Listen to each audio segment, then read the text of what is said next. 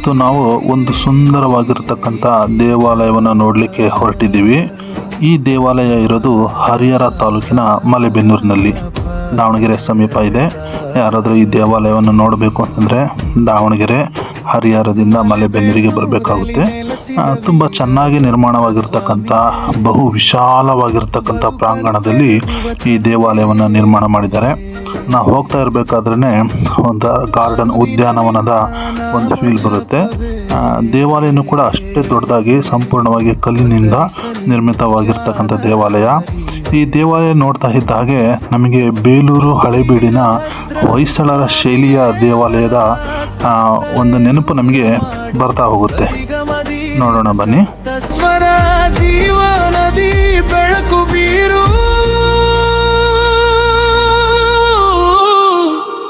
ನಿನ್ನ ನಾಮ ಜಪ ಅನುದಿನ ಕ್ಷಣ ನೀನಿರ ಜೊತೆಯಲ್ಲಿ ಓ ಮಲೆಬೆನ್ನೂರಿನ ವೀರಭದ್ರ ಸ್ವಾಮಿಯೇ. ನಿನ್ನ ನಾಮ ಜಪ ಹೃದಯದಿ ಹರಿಯಲಿ, ನೀನಿರ ಜೊತೆಯಲ್ಲಿ ಓ ಮಲೆಬೆನ್ನೂರಿನ ವೀರಭದ್ರ ಸ್ವಾಮಿಯೇ.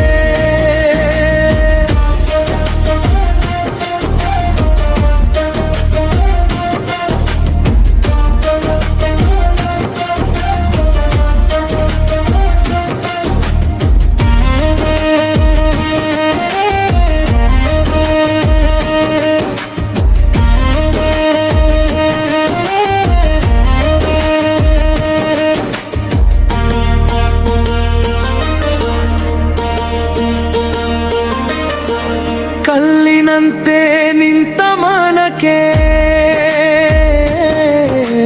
ಕರುಣೆಯ ಮಳೆ ಸುರಿಸಯ್ಯ, ಕಷ್ಟದ ಹೊರೆ ಇಳಿಸುವ ಕೈ. ದೇವಾಲಯ ಬಹಳ ವಿಶಾಲವಾಗಿದೆ. ನಾವು ಈಗ ಅನ್ನದಾಸೋಹದ ಛತ್ರಕ್ಕೆ ಹೋಗ್ತಾ ಇದ್ದೀವಿ.